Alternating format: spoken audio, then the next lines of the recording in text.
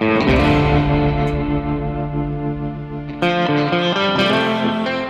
what's up? I'm Xhloe. I am Natasha. And we just finished a performance of And Then the Rodeo. We just did a show and we're sitting here. Oh, I'm Irene. I'm Bill. Having just seen this show, bursting with questions. Ooh, this is so exciting. Did you start with nothing and you started making things up, or did you start with an outline? When did kissing become the driving question? I know. Ooh. It started actually with a podcast about a real circus fire that happened, the Hartford, Connecticut circus fire, the Ringling Brothers. Yeah. Are you With the familiar? famous "The Day the Clowns Cried" photo. Yes. Yeah. It started with us knowing about that because there's like sort of really interesting, ambiguous, like to this day, they're not quite sure how that fire started, and it revolutionized fire safety, especially in like performance spaces. And there's a famous photo that came out of it where one of the circus clowns is carrying a bucket of water, but he's still in his with his face on and everything like that. And The year was in 1944. It was 44. the reason they didn't have any fire extinguishers because of supply chain issues due to the war. So it's like this crazy domino effect, and the way they used to waterproof the tents was with gasoline and paraffin wax. So they were in a massive candle. Was this the Water for Elephants fire? The very same? think so. I don't think that it was was. a I don't think different it was. And then we were looking for a place where clowns and cowboys were one. And that's how we like landed on Rodeo Clown and kind of took the circus fire and intertwined it with the rodeo. And then we were at the time incredibly poor. And so we were writing at like the oddest hours of the night, and we were so exhausted and we couldn't afford to write. And so that's how Did you know, I'm so sorry to interrupt, but did you know that was going to be, No. no. No, When we started writing it, we were at like the bull part and Yeah. still didn't know. We didn't know until it happened that we were like, okay, I'm exhausted, you're exhausted. And I don't know how to Don't have any money? We can't afford to write the end of this play the way that it wants to be, to wrap up that A plot for you guys. And so we both always feel like we go into everything that we write thinking that if you already know the ending, you've kind of lost, at least at the beginning. You have to find the end after you've already begun. So we had not planned who was going to burn the rodeo down, who was going to, like what the end was going to be if you were ever going to find out. But it wasn't until we got to the part that we decided that where the lights go out that we decided to do that. Yeah. And then to answer your question about like the kissing was because that was the thing that we kind of missed most from the A plot that we felt needed tying was like the romantic subplot. Because you came on a night where it was very evident in the audience that people were rooting for these two people to get together. And we felt That's like not always the case? it's not always vocally the case. It was very present tonight. Yeah. I always we feel- heard it. some of our audiences are Barnaby audiences. They just love that guy and go wild. And some of the audiences are very like dilly-dally audiences, which is what tonight felt like. And then some of the audiences are full of grumpy people who are Dale and they sympathize. And so it's fun every night. It changes a little bit and keeps us on our toes. But now I'm glad that we kept, we wanted a romantic string through the whole thing because we pulled the rug out from under the audience and kind of take everything away from them. It's like a little consolation. We're like, you can have that back. Yeah. A dramaturgical question. I'm ready. Okay. How come you don't talk this fast in the show? Oh my gosh. Is it faster than the pace of the show? Yeah. Oh, interesting. How come we don't talk the way we're talking now in the show? I do think that Xhloe and I used to talk that fast, and then people didn't understand us, and we would watch a video and be like, Jesus Christ, because we have to tell ourselves to slow down, and people have to tell us to slow down. Does Mr. Costello do that? Sometimes. Sometimes he helps with that, but it's like the joke in the show where we do the we already spent too much on the 2-act structure. We only got one act. I know, this is bullshit. No, we got that. We used to do that so much faster. And it wouldn't get a single laugh because we were going faster than the speed that anyone could catch any of them. Yeah. And so, like a good audience, they were kind of tripping and stumbling to keep up with the present moment. Yeah. And yet we were being inconsiderate hosts and leaving them in the dust. So we do have that problem sometimes. Yeah, this is a quiet team. Case for us. We premiered the show in the UK, and that is also a thing that like we always find the first 5 minutes with a UK audience, it takes a second for them to get on board with how you talk. Like it just is like it takes one, we have to start a little slower to just like welcome them into, our vowels and our consonants, and then we can go That's starting to our vowels. I sat next to a producer. In the show tonight. Yes. And how was that for you? And from a producing standpoint, would you say it was different for you? Or did you have any questions? I mean, I really loved the show. I mean, I've been a fan of you guys for a while, so it was really exciting to like see this live. And I mean, what Bill and I were talking about was what the beauty is of clowning is that there is this silliness and seriousness to it. And it's silly to all of us out in the audience what we're seeing, but it's silly because of how serious you have to take it as a clown. The stakes are so high for you, but that's what makes the failure so much like funny and exciting for us as an audience. Yeah, so I mean, I think that the official title of this, or like at least under it, it's like, and then the rodeo burned down, a tragedy. Like that's on the script, but we actually don't use it on the marketing. Yeah, it's because for us it's like this heartbreaking story, but it's very fun and silly to watch. So it's so heartbreaking, but and I think that's what's so exciting and surprising about what you guys are doing because you're coming in expecting to see clown and comedy and high. What is that expectation? Can I ask? Producer. Can I ask too, what is the expectation going into this? Because we hear it all the time where people go, "Oh, I didn't want to see this because like I don't really like clown shows," Or they were just like, wow, that was so I don't amazing. usually like clown shows. Yeah, they're like, what is absurdism? And I think as you're breaking down like what happens to Dale and Dilly and how did this rodeo burn down, I think we really, we're following along for that ride. But how did it get set in a rodeo? How did Do you want to talk about France? Oh yeah, I was living in France briefly, which is funny. The first time I ever went to a rodeo was in France, and the only time I've ever been to a rodeo. And I remember watching the bulls. They brought the bulls out, and it was so devastating because the bulls were just. The reason they're running is because they're trying to find a way out. This is a big inspiration for the Arnold scene. And so I just I talked to Xhloe after and I was like, it was the saddest thing because they're running around trying to find an exit, but we're all like clapping and whooping and just like, haha, this bull is running. And it was incredibly devastating. She texted me before saying, "I'm going to a rodeo. I'm so excited." And then she texted me after and she goes, I feel awful. Like that suck. And so that was the jumping off point when we we're reading up about the fire in the 40s, and then when we were talking back and forth to each other about the rodeo, we started getting excited about the concept of like ambiguously like a place that maybe needs to get burned down, getting burned down, and it could be attributed like every great I'm a big fan of like Agatha Christie novels where like it's supposed to be that you can suspect literally everyone in the story at least once, is the killer. And like that's kind of the gag that we wanted to go for is like we're gonna set up this intricate thing where it could be any of these characters, but then never finish it because we're not Agatha Christie. I could never write a mystery that great. That's Distraction. you were a clown duo before you went to that rodeo? Yes. Well, we've been making stuff together. We've known each other for 13 years now. We've been friends for a very long time. And so we were making work. I didn't ask if that seemed like a long time. 13 years. So we were off my life. Data presidents of our high school drama club. So that's how we met. We met in high school. And so we were running around. We like to say that we kind of got a bit of a head start and got a lot of our worst ideas out in high school, which is nice because less people were paying attention. But we both loved slapstick and were big like Laurel and Hardy fans growing up, and we were dancers, so we were always drawn to like physical led stuff, and like we were convinced that we invented devising theater because we were 14. We would at sleepovers, we would like improvise our best ideas and write them down and bring them into drama class and beg our teacher to let them perform that, and we were like, we should tell someone about this. Like how good this idea of writing a play on your feet is. Did that almost get knocked out of you?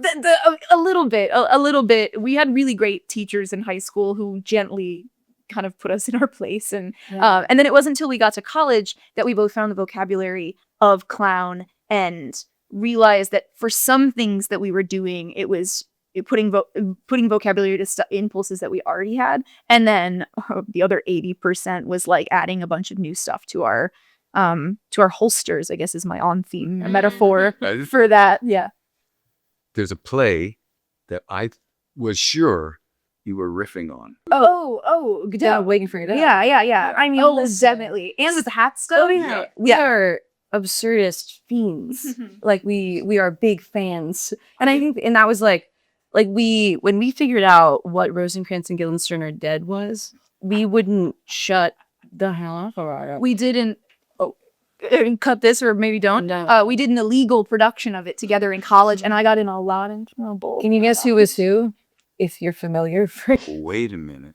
I should be able to. I'm not as familiar with With that play. RNG.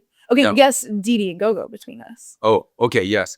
Didi Gogo. The opposite. I do. Yeah.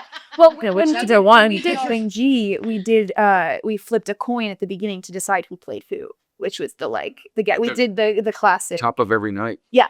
Ah. every night. Oh, we did two because we were doing it illegal. So, and I was Rosen fans both nights.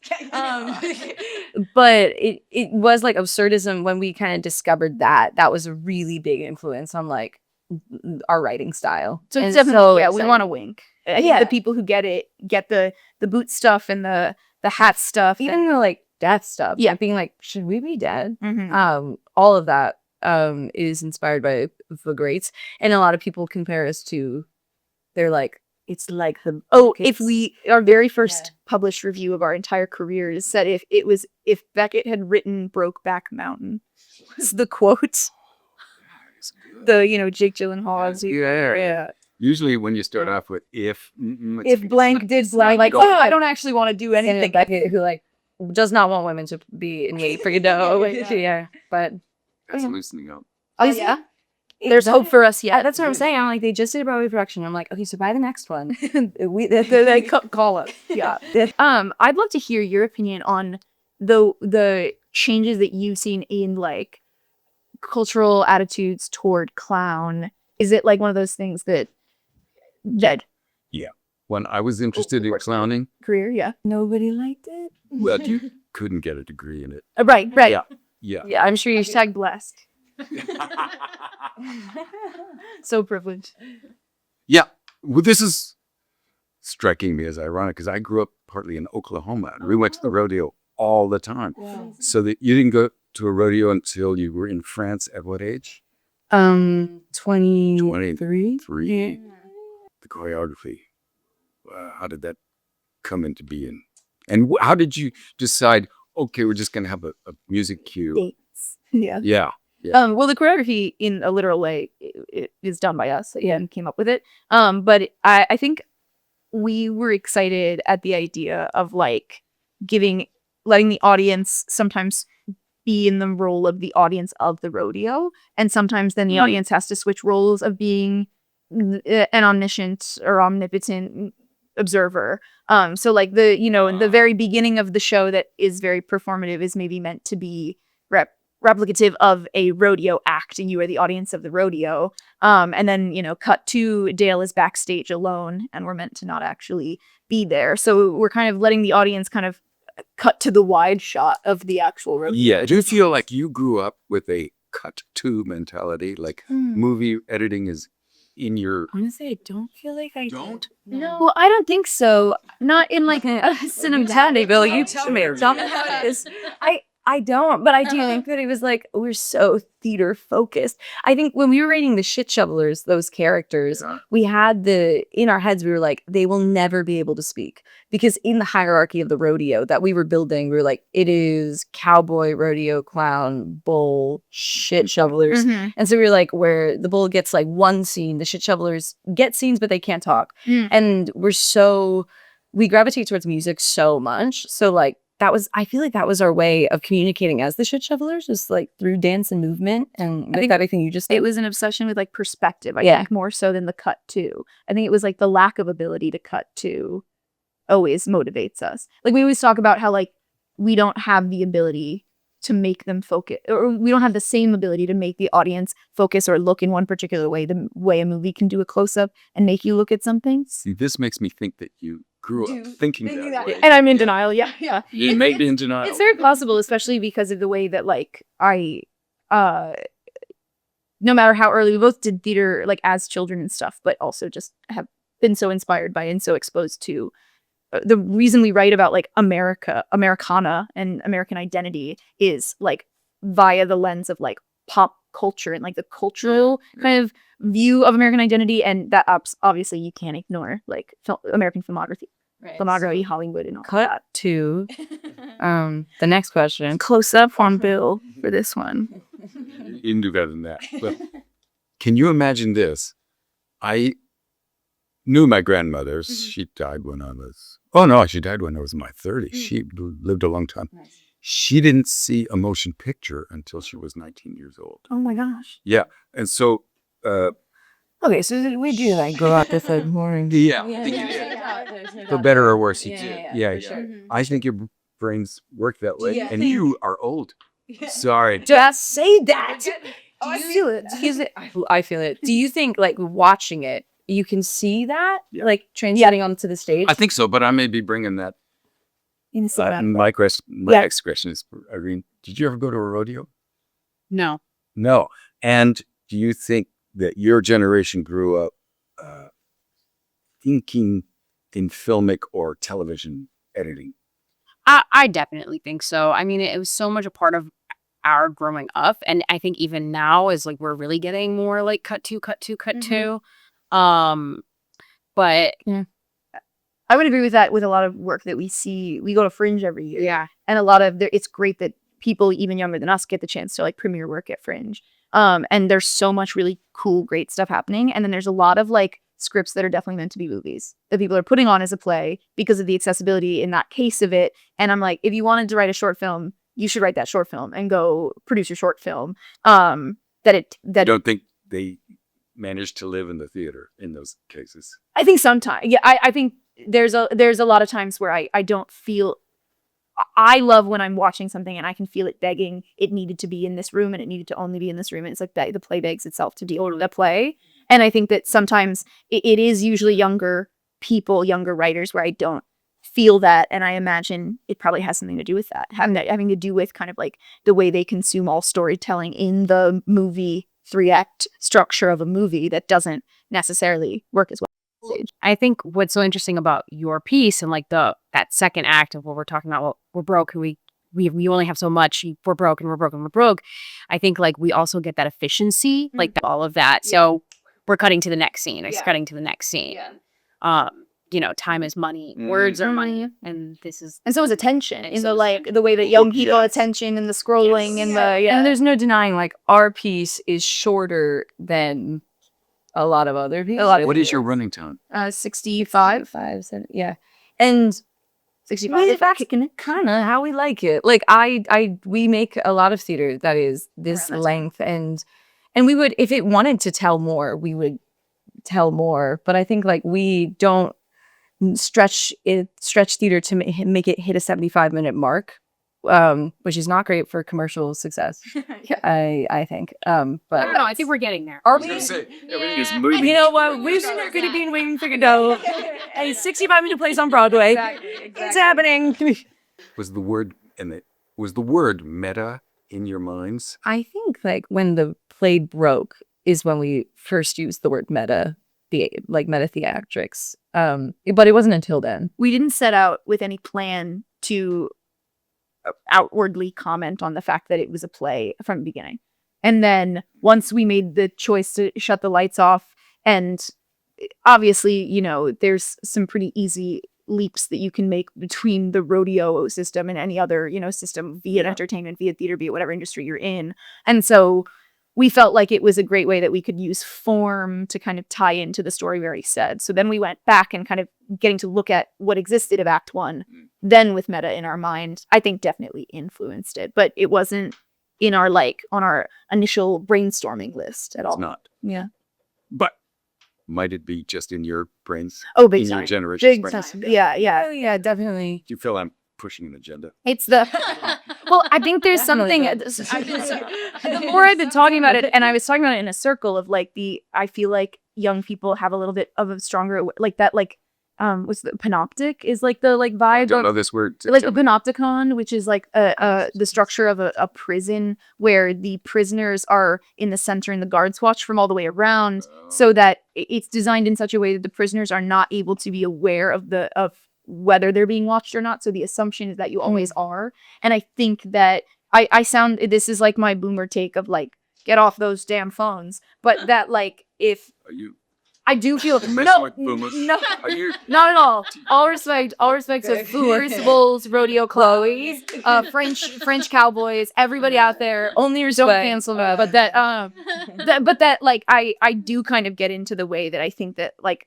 people our age have a different relationship to feeling observed, and I think that that's where that meta thing comes in. Phil, I have a question. I am so ready. That's a question. What would you want from our generation as theater makers? Specifically theater, like theater and clown, not in Like, all. is there anything that you feel like when you're like seeing theater? I don't know how much theater you see by like our generation, but like Way too much. Oh no, but your generation. way no. too much. But like, or I guess theater just today. But like, Yeah. what do you feel like I don't know, are missing or should know? Or you're like, or hope continues. yeah, or you're just like, oh, don't stop doing this. Don't lose this.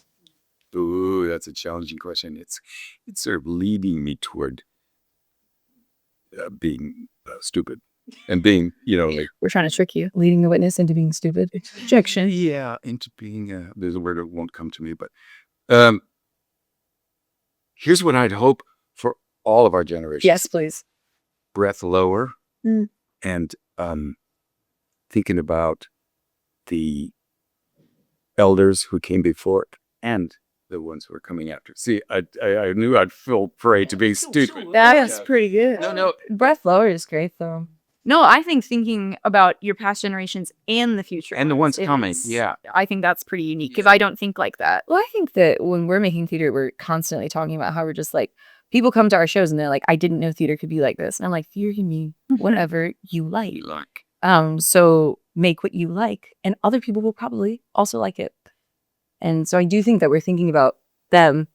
I think it's interesting because in the way that like you're always thinking about like honoring, people who came before you, the way we wink and nod at Beckett and other writers that inspire us. Like, I think it's interesting to think of what you're doing as honoring the generation after you, because it's sometimes doom and gloom when you think Yes. about the future. Yeah. And I do have this question. Do you work on stuff and then consciously slow it down? Because my question for George Carl, if I'd had the sense to ask him, is same thing. Did you start at one rhythm and up it? To be completely honest, I think what you're asking is Yes. one half the answer is me, and one half is that I think that I work from precision outward, and she works big shapes, big energy, throw it all on the paper, and then edit down. Well, that is very interesting, but I'm still talking about rhythms. Just in terms I of do speed. think that when we start our work, it is, like I said, this show used to be kicking it really fast. And I think that we settled into it. I think we finally settled into it in a nice pace where I am just trying to have fun on stage. So I do think that at first, it took a second for us to find our rhythm with this show. and a bit of tug of war. And all of our shows. Bit of tug of war. Tug of war of one of us going at a different pace than the other, and who's going to win. And I think that it's one of those things that, like, once you get in front of an audience, the right pace is always going to win because you get the live feedback. I see. How did your director manage to get a word in? And what was his? Well, he's not, Yeah. If you were to ask him, I think he probably would say that he didn't get a word in. But he is the perfect balance of an outside eye for the two of us, because we do sometimes get into the like weird energy rhythm between our heads. And director Tom Costello. Yeah, I'm saluting him, my camera, and I'm saluting him, their camera.